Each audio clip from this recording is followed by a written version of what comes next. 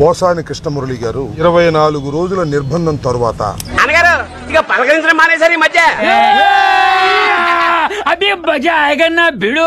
ఈ రోజు Guntur sub jail నుంచి రిలీజ్ కాబడ్డారు. ఏం చేద్దామంటావు మరి? జైలు నుంచి బయటకు వస్తున్న సమయంలో పోసాని భావోద్వేగానికి గురయ్యారు. ఏడుస్తున్నాడు. ఏడవట్లేదా? కన్నీళ్లు గారి ప్యాంటు కూడా తడిచిపోయింది, ఏడవట్లేదా?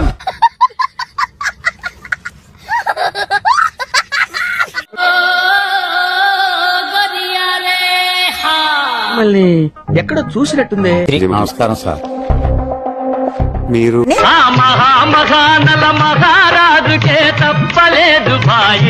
వెంకట్రావు సార్. వెంకట్రావు మీ హీరోన్ సార్.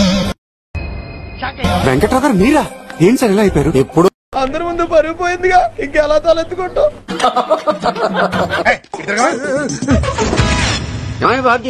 సడన్ గా ముసలాడైపోయాడు. ఆడెప్పుడో ముసలాడైపోయాడు సార్. మెయింటెనెన్స్ సరిగలేక అసలు ఇప్పుడు బయటపడింది. చూస్తున్నా, అన్ని అబ్జర్వ్ చేస్తున్నా సార్. ఖచ్చితంగా సార్ మీతో పెట్టుకుంటే ఏమవుతుంది? ఇంకోసారి ఇది చెప్పండి సార్. రావు గారు సార్, మీరేమనుకోనంటే మిమ్మల్ని ఒక విషయం అడగొచ్చా? అడగండి. ఫీల్ అవ్వకూడదు. అడగండి సార్. మీకు కొంచెం నోటితో ఎక్కువండి. వాస్తవానికి ఆయన కూడా మాతో ప్రెస్ మీట్ లో పాల్గొనేవాడు. కానీ నీ ఒపీనియన్ ఓడరా అడిగిండు, మాకే నీ మీద ఒక ఒపీనియన్ లేదు. న్యాయస్థానాలు ఇచ్చినటువంటి కండిషన్స్ లో ఆయన ప్రెస్ తో మాట్లాడకూడదు అనే ఒక కండిషన్. అన్నయ్య, వాడే మీ నాయకుడా? కాదు, మా యువ నాయకుడు బుచిన్. గౌరవమైన కోర్టుల యొక్క ఆదేశాలను అనుసరించి వారు వెళ్లారు. ఇలా బుక్ అయిపోతా కల్లో కూడా ఆడుకోలేదు.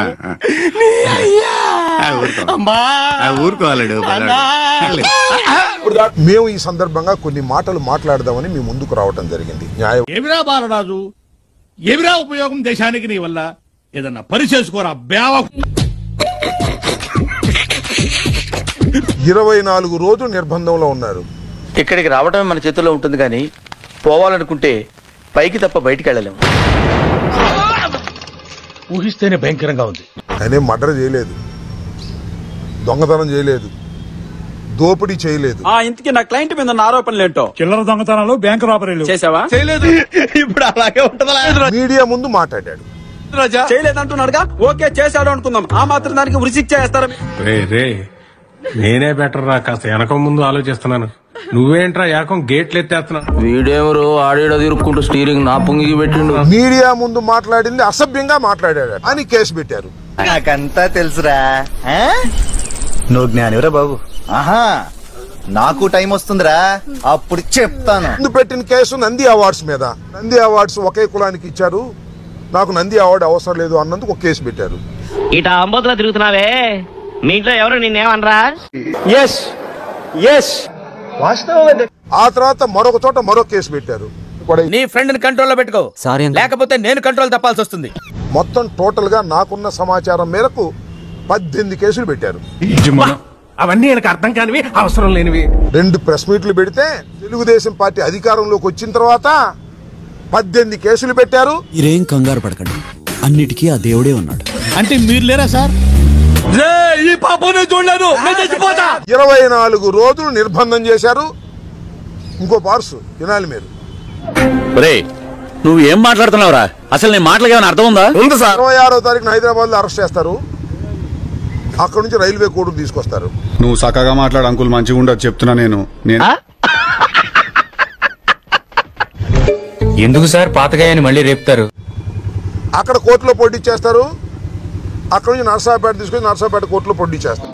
ఆయన ఏం చెప్పారో విన్నారుగా. అక్కడ నుంచి గుంటూరు జైలుకి తీసుకొచ్చి గుంటూరు జైల్లో పెట్టాల్సిన పరిస్థితి వస్తుంది. ఎన్ని ఎన్ని ఎన్ని ఎన్ని ఎన్ని ఎన్ని దారుణాలు సార్. ఇంతకన్నా శిక్ష ఏం కావాలి? చచ్చిపోతా, నన్ను ఎలాగో చంపేస్తారు. ఆయన చేసిన నేరం ఏంటి?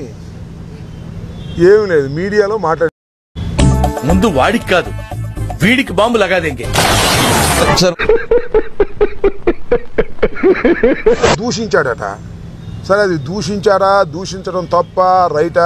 ఇదే ఉంది, ముందు ముందు బోల్డ్ వింతలు జరగబోతున్నాయి. అది విచారణ అనంతరం న్యాయస్థానాలు తేల్చుస్తారు. మీకున్న బ్రెయిన్ కి, మీ తెలివితేటలకే మీరు సుప్రీం కోర్టుకే జడ్జి. భజన మొదలు పెట్టాడు రా నాయనా. చూస్తున్నారు కదా ఇవాళ ప్రెస్ మీటుల్లో మాట్లాడేటటువంటి మాటలు. విన్నా, అంత విన్నా. నువ్వేమన్నావో నేను విన్నా, మన పెద్దలు విన్నా. వాస్తవం నీకు స్పాట్ నేను ఎడతాగా. తెలుగుదేశం పార్టీ వారు ఎంత దౌర్భాగ్యంగా మాట్లాడారో వాళ్ళ మీద కేసులు ఉండవు. అల్లుడు నువ్వు తగ్గొద్దు, నువ్వు వెనకడుగు వేయొద్దు. మ్యాటర్ ఏంటో తెలిపోవాలి.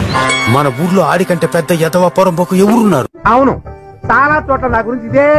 పోసాని కృష్ణమురళి గారు హాస్య నటుడుగా కూడా పనిచేశాడు. కాస్త హాస్యం పండించేటటువంటి మాటలు, ఆస్కార్ లెవెల్ పర్ఫార్మెన్స్ ని అభినందించడానికి అవార్డు తీసుకొచ్చారు. లేకపోతే తన కుటుంబాన్ని తిడితే మళ్ళీ ఎదురు కుటుంబాన్ని తిట్టే మాటలు మాట్లాడి ఉండవచ్చునేమో. అరే దొంగలని మీరే భలే ఒప్పుకున్నారా? గత జన్మలో చేసిన పాపాలు ఈ జన్మలో తగులుతాయంటారు కాదన్నా. ఏ జన్మలో ఆ జన్మలోదే, ఎప్పుడు తప్పుడే. ఆయన్ని ఇంకొక గొప్ప పార్స్ చేస్తారు మధ్యలో పోలీసు వారు. ఆదేశాలు వస్తాయి పోలీసు వారు. నేను అనదలుచుకోలేదు కూడా, ఎందుకంటే లోయర్ లెవెల్లో ఉన్న సిఐలు డిఎస్పీలు వాళ్ళదేముంది పాపం. నాలో ఉన్న రౌడీ నిద్ర లేకపోద్దురా ప్లీజ్, చిన్నపిల్లలరా మీరు. ఎస్పీలు కూడా ఏమీ లేదు. డిఐజీ దగ్గర నుంచి ఐజీ దగ్గర నుంచి నడుస్తుంది. చూస్తున్నా, అన్ని అబ్జర్వ్ చేస్తున్నా.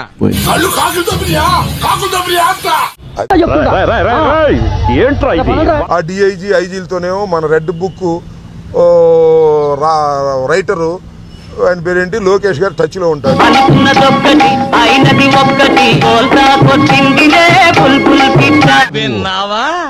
ఇదేంట్రా బాబు ఇలా అయిపోయింది నా జీవితం. ఏం ఫీల్ ఉండదు మామయ్య. ఎంత ఘోరం జరిగిపోయిందిరా. నాకు సబ్స్క్రైబ్ చేయండి. మళ్ళా అడుగుతున్నా, నేను సిగ్గు లేకుండా అడుగుతున్నా. సబ్స్క్రైబ్ చెయ్యండి.